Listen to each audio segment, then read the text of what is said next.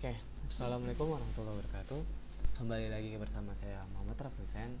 Dan kita akan kembali nih melanjutin teori atau teori pelajaran kita lah. Pelajaran kita tentang routing IJRP, routing protokol IJRP.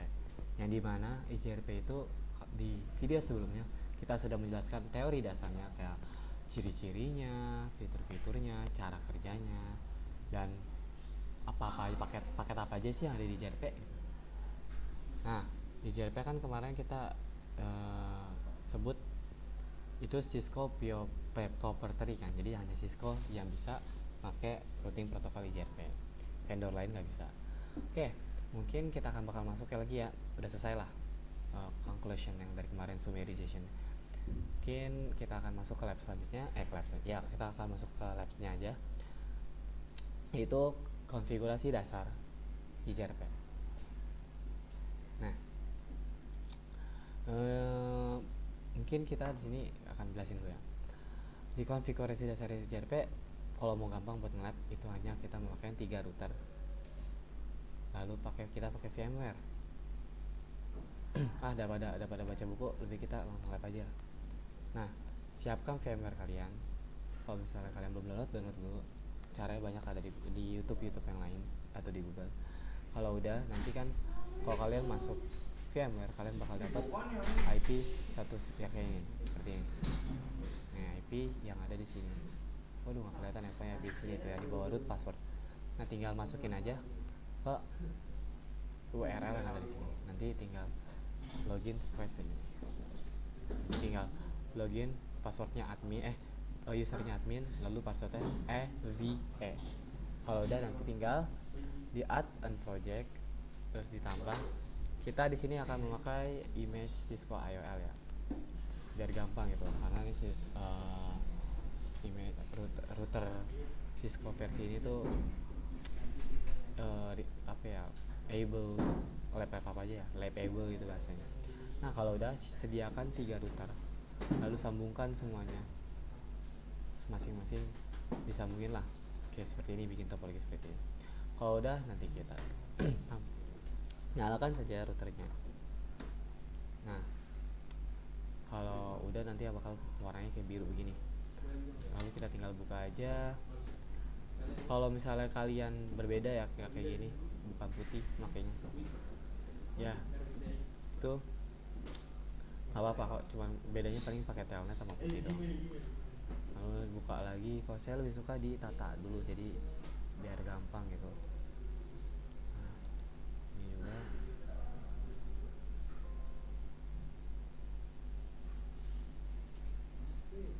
Oke.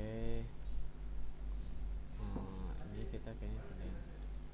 Aduh, kita pindahin topologinya biar nggak nutupin. Apa ini?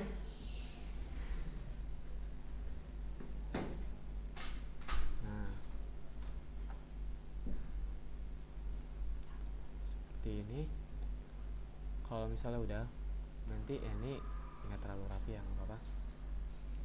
Mungkin, nah seperti ini aja. Ini router 1. Duh, kurang enak lihatnya. Ini router 1. Ini router 2. Ini router 3. Kalau udah, ini tinggal di no aja. Ini juga no, di enter. Ini juga no. Tinggal nunggu routernya ngebooting. Ya, ini agak sedikit lama. Nah, ini router udah ngebooting nih. Nah, kita akan mengkonfigurasikan pertama praconfig. Kalau saya sih lebih suka praconfignya itu, yang kita lakukan pertama, ganti hostname-nya biar kita tahu itu router mana, lalu nambahin IP address, dan kita no shutdown atau menyalakan interface tersebut.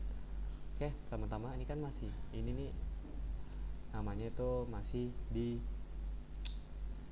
apa ya, pokoknya intinya kita masih belum bisa ini kalau salah user mode deh, jadi kayak kita masih belum bisa konfigurasi di sini, jadi kita hanya tinggal klik enable. Nah, kalau udah ke enable, nanti bakal kita masuk ke privilege, nama ini. Nah, di privilege ini gunanya itu kayak kita bisa nge-save semua jaringan yang kita udah tuju, lalu ya untuk nge-save sama untuk do show atau kita ngeliat semua yang udah kita konfigurasi seperti itulah. Nah kalau misal udah kalau mau masuk ke daerah untuk config-nya, kita tulis konfigur terminal, atau bisa disingkat seperti kayak ini. Kalau mau disingkat kan saya lebih suka tinggal config t. Nah oke, kita akan melakukan konfigurasi config. Tinggal namain dulu routernya. Kalau sini kan router 1, kita namain router 1 R1 jadi gampang. Lalu di sini juga kita seperti biasa hostname, lalu yang ini.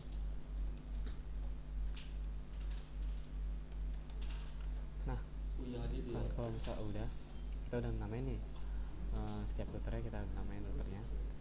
Lalu langkah selanjutnya kita untuk menyalakan interface yang ada di router tersebut. Kayak ini kan router 1, dia punya interface N0/0 Ethernet, bisa bilang ini interface. Kalau kepanjangan tuh interface terus Ethernet 0/0. Tapi kalau misalnya mau gampangnya INT N00. Nah, hingga pertama kita no shutdown tuh untuk menyalakan interface ya. Kenapa sih harus nyalakan? Ya karena interface router itu tidak bisa nyala sendiri seperti switch, jadi kita harus manual nyalainnya. Oke, kalau sudah tinggal kita tambahin IP address. Kita tambahin nih, kalau aku maunya sini jaringan 10 dan sini jaringan 20 biar gampang diingat. 10.10.10.1 karena ini router 1 biar gampang diingat lah. Kalau aku biasanya kayaknya begitu. Lalu kita memakai /24 aja karena untuk menggampangkan kita, karena dia kan punya blok subnet 1 doang kan. Jadi nggak ribet. Lalu kalau udah, kita akan membuat yang namanya interface loopback. Nah interface loopback ini gunanya apa sih?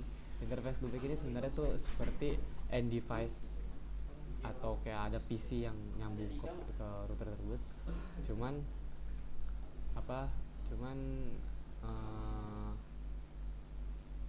virtual gitu loh, jadi nggak kelihatan. Oke. Nah kalau udah seperti biasa tinggal int lo 0 artinya loopback. Jadi kalau mau itu panjangnya seperti ini, loopback int loopback. Nah tapi kan kelamaan kan ini. Nah kalau udah tinggal ditambahin IP addressnya. Ini biar gampang tuh IP loopback 111 dan memakai /32. Kenapa sih pakai /32? Ya karena IP loopback kebanyakan biasanya pakai /32 dan itu menggampangkan kita untuk mengadvertise sesuatu. Nah kalau udah, lanjut kita ke router kedua. Nah di router kedua ini kita mempunyai dua interface N0/0 sama N0/1. Nah pertama-tama kita nyalain dulu nih semuanya interface-nya. Nah kalau mau gampang komennya tuh biar langsung nyalain dua-duanya itu kita pakai range. Jadi interface range ether berapa, 0 sampai 1, lalu tinggal di shutdown. Nah kalau udah, nanti dia akan link up sendiri. Lalu tinggal kita masuk ke interface yang spesifiknya, karena kita ingin mengasih ke IP address biar supaya satu jaringan, biar satu segmen sama ini. Ini kan 10.1, berarti di N0/2 ini kita masukin jaringan 10/10 10.10 tapi titik oktet keempat itu setara. Cuman kalau mau gampang ya pakai titik 2. Kalau saya sih biasa gitu. Oke, lanjut. Tinggal guys ditambah IP addressnya. Lalu nah kalau udah kayak tadi lagi bikin interface loopbacknya untuk ya pokoknya setiap router tuh punya interface loopback untuk ntar biar di advertise di routernya tuh ada.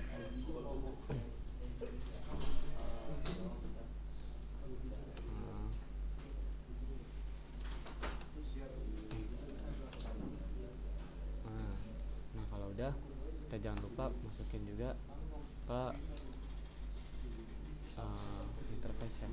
portnya yang kanan ini kan maunya sini jaringan 20 kan, tinggal masukin IP 20 ini biar gampang. Nah kalau udah lanjut kita melakukan konfigurasi di router ketiga. Ya seperti kayak tadi kita melakukan prakonfig, jadi nggak usah diperlu jelasin lah ya, tinggal di no shutdown lalu tambah IP address itu satu segmenin sama yang ADC atau connected atau yang satu kabel gitu. Nah kalau udah tinggal tambah loopbacknya juga.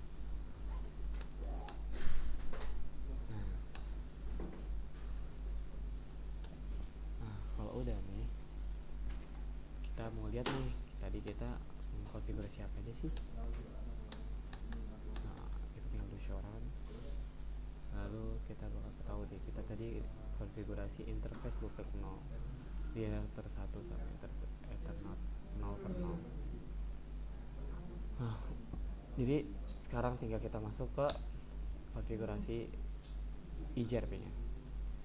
Nah sebenarnya gampang kok, cuman kita tinggal masukin command line router IGRP lalu AS numbernya atau autonomous systemnya.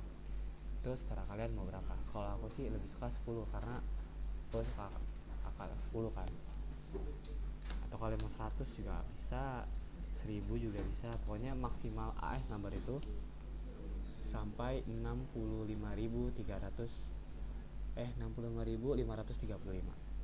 Oke, kalau aku sini maunya pakai 10 seperti biasa.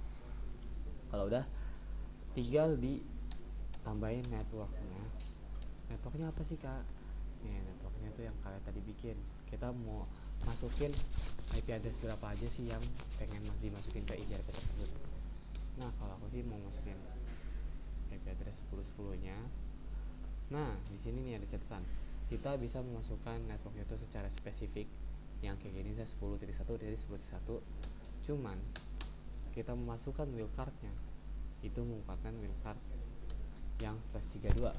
Ya ini kalau misalnya kalian masih bingung, kalian tinggal cari aja masalah wildcard dan netmask. Ini bisa ini ilmu subnetting namanya. Tapi kalau misalnya mau nggak bingung, tinggal kita masukin networknya aja. Kenapa titik 0? Karena kan di sini kita pakai /24 kan, dan /24 itu networknya 0 karena dia cuma satu subnet blok subnet. Kalau aku sih biasanya lebih suka yang spesifik karena untuk membantu membantu router juga supaya tidak kesusahannya. Kalau udah tinggal tambah lagi yang IP loopbacknya. Ini sebenarnya bisa disingkat-singkat kok untuk mempermudah kalian. Nah jangan lupa autosummary. Nah kegunaan autosummary ini apa sih? Kita bisa tahu dari bahasanya, tidak secara auto digabungkan. Jadi kalau misalnya kalian nanti punya IP address yang 3 segmen atau 3 oktet pertamanya itu sama, yang sini sama di 111 tapi belakangnya beda, yang oktet 4 doang yang berbeda, itu ntar nggak bakal digabungin. Nah, itu gunanya autosummary. Nah kalau udah, kita konfigurasikan juga yang sama di setiap routernya. Nah ada catatan nih, kalau misalnya itu kita kan memakai IGRP 10, AS nya 10 kan. Nah kalau di IGRP itu dia bergantung banget sama yang autonomous system atau AS. Jadi kalau misal AS nya berbeda, dia nggak bakal bisa berkomunikasi. Oke. Nah, jadi kita harus namain autonomous systemnya. Kalau udah tinggal tambahin networknya lagi, lalu tambahin lagi. Nah itu udah langsung up, lalu ditambahin lagi.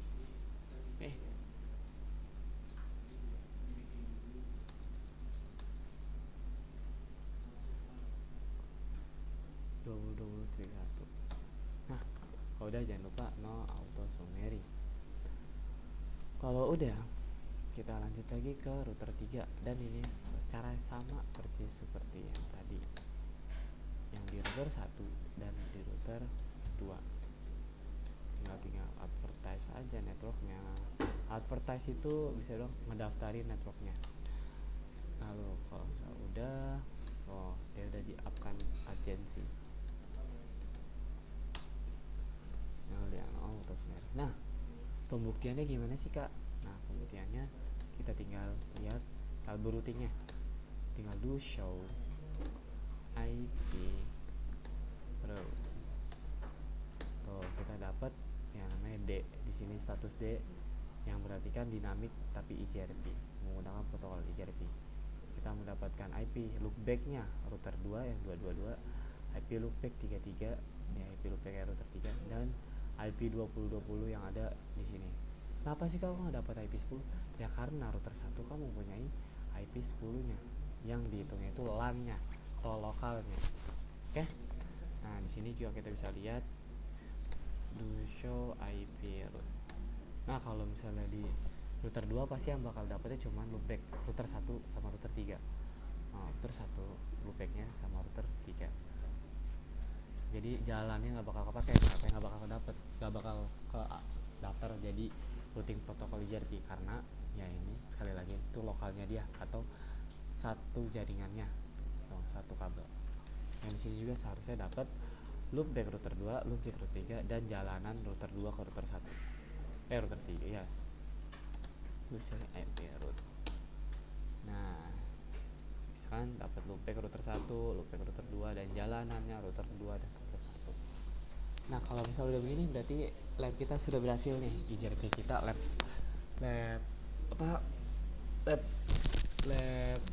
basicnya tuh udah jadi. Oke, mungkin sekian aja dari saya. Jangan lupa di 2R dulu ya. Sebenarnya bisa di sini kan nih. Ini 2R.